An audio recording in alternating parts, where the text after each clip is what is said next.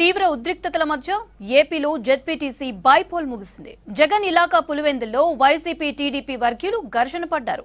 దౌర్జన్యంగా గెలిచేందుకు TDP ప్రయత్నిస్తోందని YCP ఆరోపించింది. ఒంటిమిట్ట పులివెందుల్లో 80% పైగా పోలింగ్ నమోదైంది. ఎల్లుండి ఓట్లు లెక్కించనున్నారు.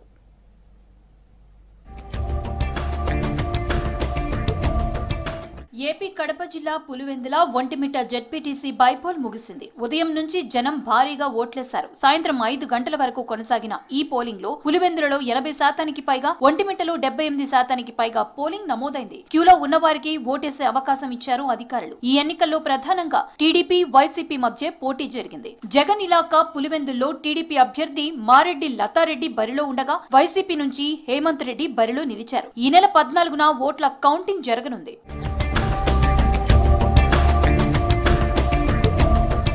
ఎన్నికల సందర్భంగా పలుచోట్ల ఉద్రిక్త పరిస్థితులు నెలకొన్నాయి. అధికార టీడీపీ, వైసీపీ వర్గీయుల మధ్య ఘర్షణ వాతావరణం నెలకొంది. పులివెందుల వైసీపీ ఆఫీస్ ముందు పోలీసులు భారీగా మోహరించారు. ఆఫీసులో ఉన్న కార్యకర్తలు వెళ్లిపోవాలంటూ పోలీసులు హుకుం జారీ చేశారు. దీంతో వైసీపీ కార్యకర్తలు, పోలీసులకు మధ్య వాగ్వాదం జరిగింది. కాల్చి పడేస్తామంటూ వైసీపీ కార్యకర్తలను హెచ్చరించారు డీఎస్పీ. దీనిపై తీవ్ర ఆగ్రహం వ్యక్తం చేశారు వైసీపీ శ్రేణులు.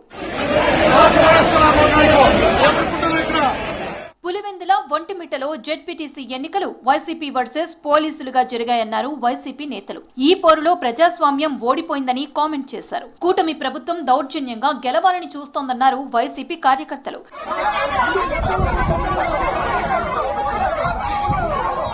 అంతకుముందు పులివెందుల్లోని ఎంపీ వైఎస్ అవినాష్ ఇంటి దగ్గర ఉద్రిక్త పరిస్థితి నెలకొంది. ఆయన్ను అరెస్టు చేసేందుకు పోలీసులు ప్రయత్నించారు. పులివెందుల్లో దౌర్జన్యంతో ఎవరూ గెలవలేరన్నారు అవినాష్. పులివెందులను కేవలం ప్రేమతోనే గెలవగలరన్నారు.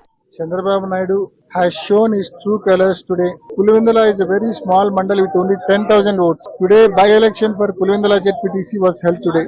Thousands of Telugu Desam Party supporters from outside constituencies flooded into Pulivendula with the support of police, with the outright support of police, and prevented polling agents from entering into the polling booths. పలుచోట్ల YCP, TDP వర్గీయుల మధ్య ఘర్షణ జరిగింది. కొన్ని చోట్ల తమ party కార్యకర్తలను పోలీసులు అడ్డుకున్నారని YCP నేతలు ఆరోపించారు.